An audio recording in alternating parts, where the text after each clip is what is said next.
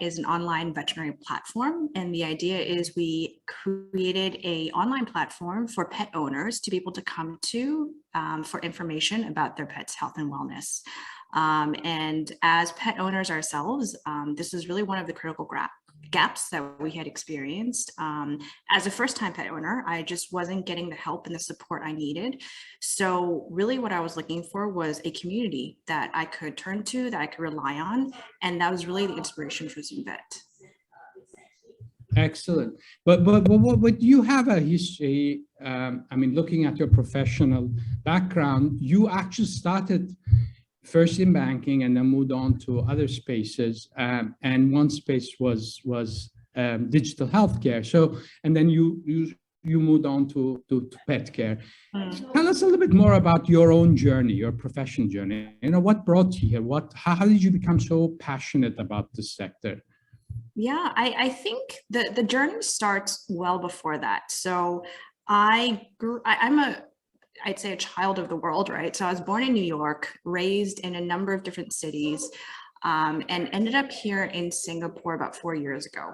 And so having to move around so much is really what developed my knack for looking for problems and then finding outside of the box solutions for them. So I'd say that I grew up having to be a hustler because there was nowhere that I was rooted. There wasn't a home for me. And I think that's really why I was drawn to the hashtag startup life. It was just something that was very appealing to me. When I first started my career, I had just graduated from Carnegie Mellon. So a very tech-oriented school, but most people were still going to finance at the time. But I did have some friends who were starting at places like Google, Facebook, still relatively new startups at the time. And so I had never considered it, right? But I was watching their trajectory, watching their journeys, and thought it was just really interesting. And so a couple of years ago, when I had the opportunity to not only move to Singapore, but to help a new telehealth startup launch here, I jumped at the opportunity. I just thought it was fascinating. Especially since I was in Hong Kong at the time and we didn't have that digital health ecosystem at all. And so that's really where I learned about what digital health was and the impact it could have on the lives of the patients that we were treating. And so at the same time, I had also become a first-time pet owner. And unluckily, even though they were young pets, they were coming across different types of medical conditions. And I was here alone, right? I was here in Singapore. I had no idea what I should be doing. And accessing a vet isn't the easiest thing. So you can search online, you can call a clinic, make an appointment. But with cats, they're very capricious. You just don't really know what they want, and they definitely don't want to go out. And so I was chatting with my co-founder at the time, who was my colleague. And, we thought, wouldn't it be great if we could find some online platform? And so we started looking overseas. And we saw that there were telehealth solutions for pets. And we thought, hey, let's try this, right? Let's just give it a try. It was really more of a passion project when we started. And so that's really the story of how we got into pet care.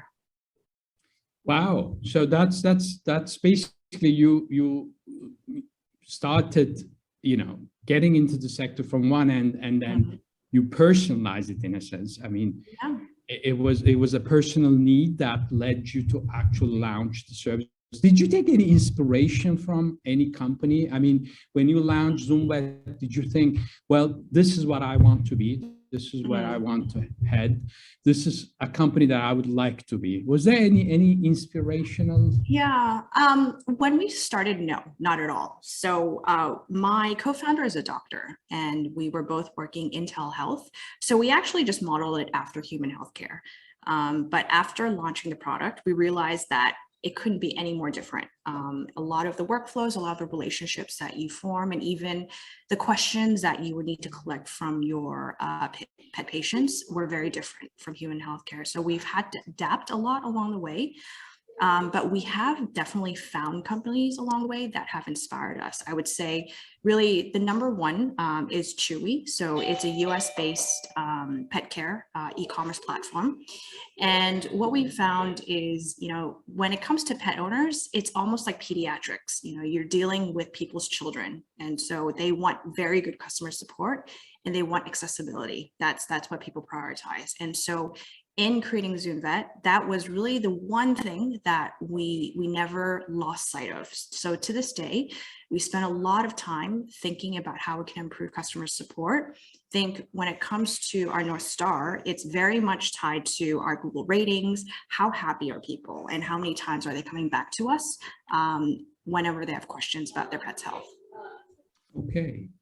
Yeah, so that's great. But right now, for example, what's happening is that I see the space. I'm not a pet owner, but I have a sister who loves pets, and I have daughters who love pets, and people have started treating their pets as part of a family, an extended family. They've even sort of taken the centerpiece almost.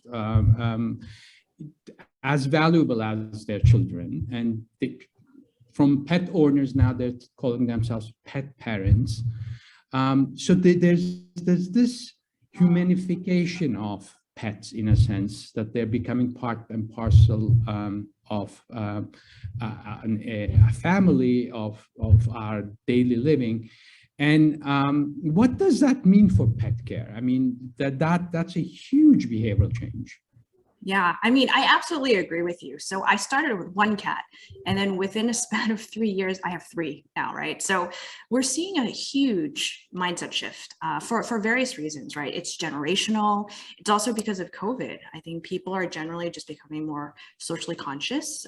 They're focusing on sustainability, healthcare, social impact, and that phrase, living your best life. That's really what people are looking for. So naturally, the traditional definition of a family unit has also changed quite significantly. And a lot of people in my generation that I know, and even younger generations, have chosen to have pets over children. So family unit is really what the crucial term here is, right? So it shows that people are willing to spend beyond just basic needs. So previously, people generally spent on accessories, toys, food. That was about it. But now that they are considered a part of the family unit, they now invest in their healthcare as well. So that's become a core concern. That's part of the core spending that people do save for. And so, we're definitely seeing that there has been an evolution in the needs of pets and pet owners and what they're willing to invest in. So, and you think this is here to stay? This behavioral change is going to, especially in Asia, which is sort of, over the decades, maybe lagging behind the US in terms of pet parenting and pet ownership. How do you think that game will play out? I mean, do you think in Asia you're going to see more and more people embracing the concept of pet parenting and this behavior becoming much more apparent? Yeah, for sure. I definitely see it more of a generational sort of shift rather than just a fad. And so people are making life decisions around pets, right? So you are seeing a very stark, decline in birth rates. And with that, people are replacing pets. And what we're seeing from a behavioral standpoint is that they really do care about them. It's something that's very core to their lives. So not only because, you're taking care of another being, I'd say that most people have reflected on the fact that it improves mental wellness, it improves their overall living conditions and just the way they perceive life. So I think that pets in general have just become a norm. And yeah, definitely not something that I believe would be going away. For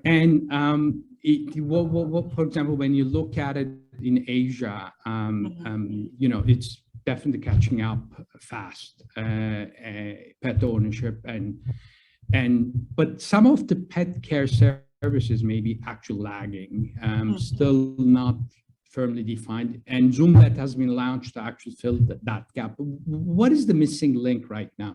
Where do you see this whole sector would lead into? People talk about integration, people talk about all sorts of stuff, but what is your take on this sector as a whole? Yeah, I think that the way we need to look at it is that pet care has changed drastically in a very short amount of time.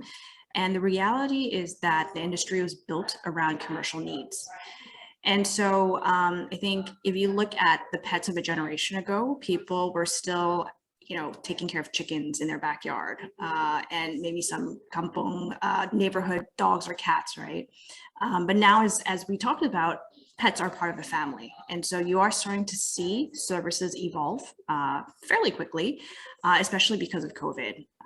But I'd say that in most cases, what I've experienced as a pet owner and what other pet owners have also complained about is that most experiences from a pet care perspective are still very transactional, and it's still very inaccessible.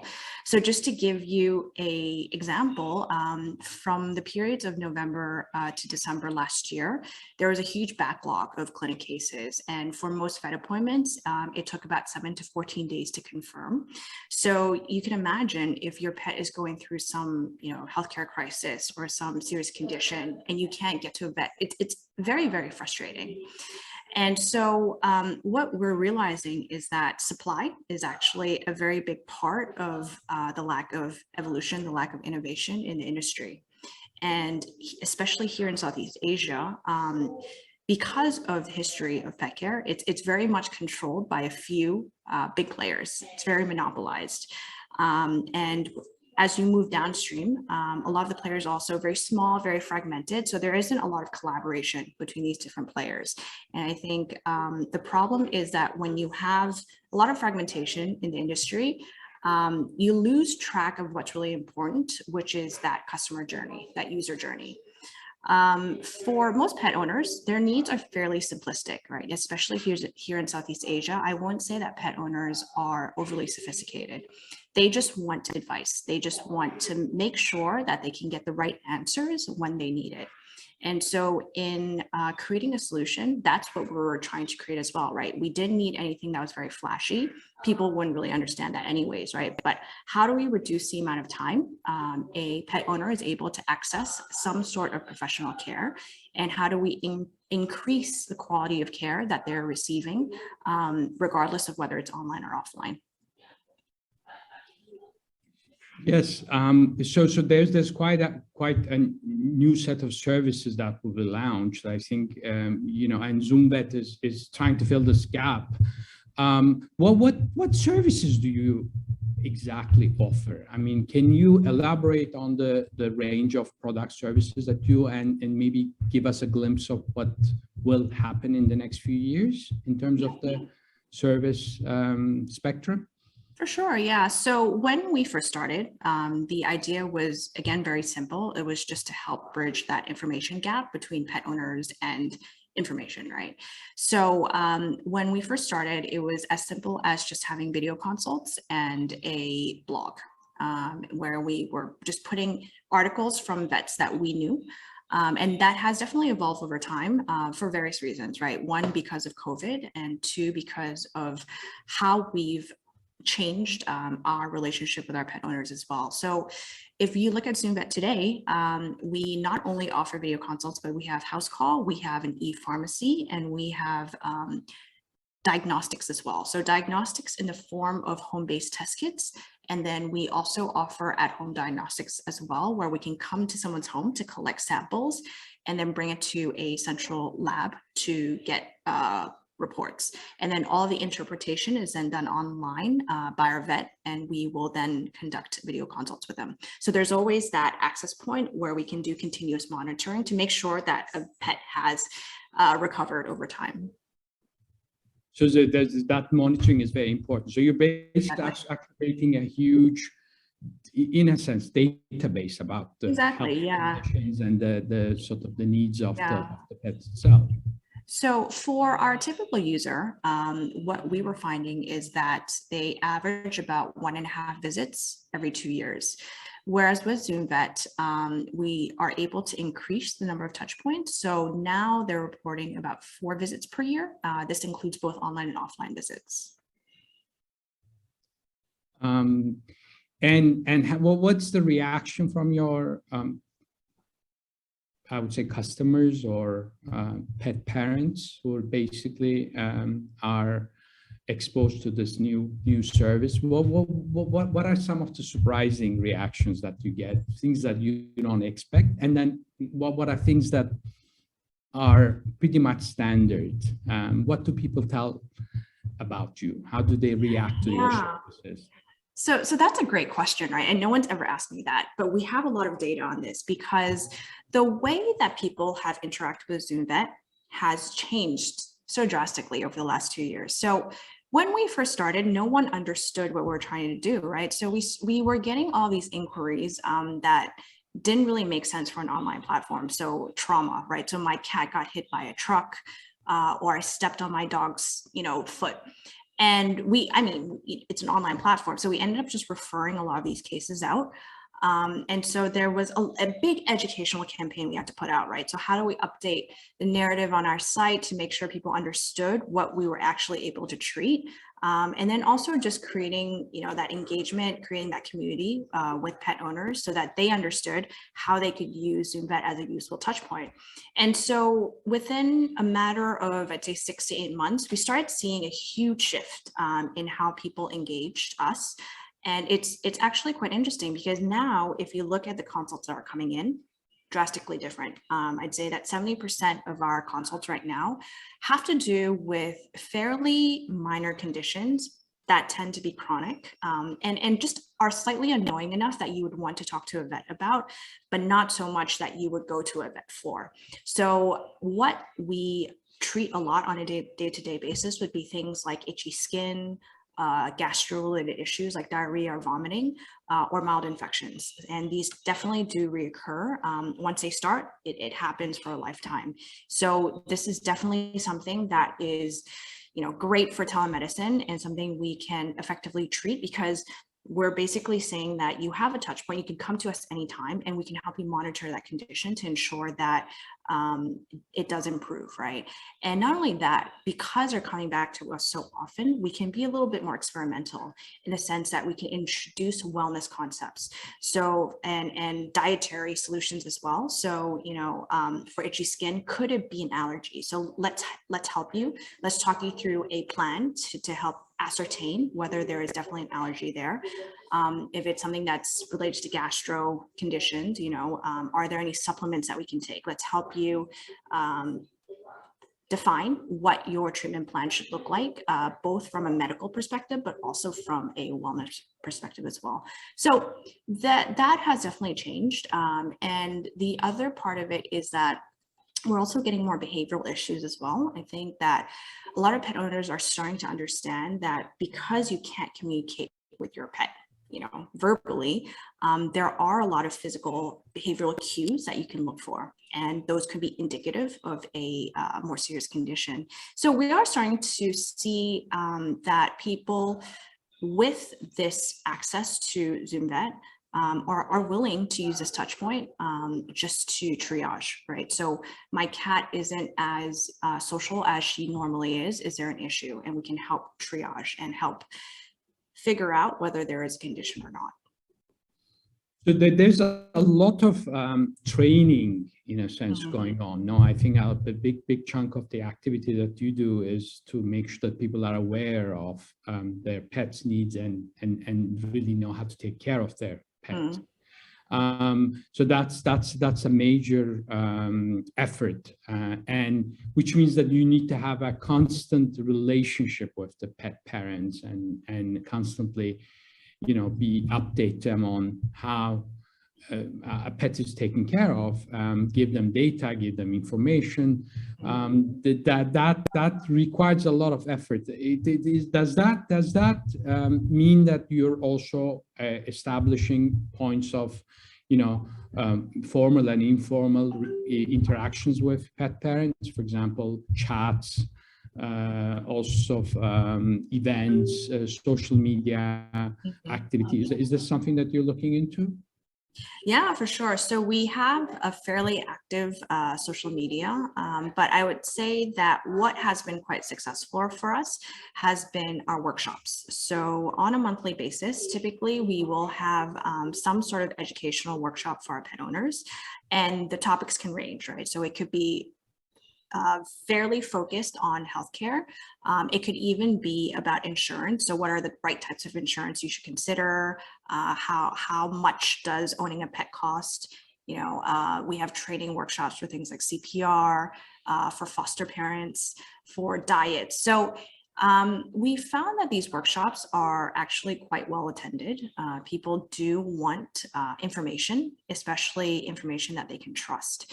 So we will continue to grow this format. Next year, we're actually opening a retail concept store. So this space will be to provide community-driven pet care. And the idea is we can provide services that are healthcare related at a more affordable price. But we can also focus a lot on education, right? So we will have these group activities like workshops where people can come to physical space and meet other pet owners as well. But I'd say what's also very special is that the staff there will also be trained vet tech. So if there are any questions about products, about services, just about their pet's general health, they're also there to answer. So this idea of community is actually very important to us. I think what's been missing for a very long time is that social part of it, that physical social interaction. But we are looking to make up for it in 2022. That's a very big part of our plan. Almost an omni-channel strategy in a You sense. have to, yeah, in this day and age. Exactly.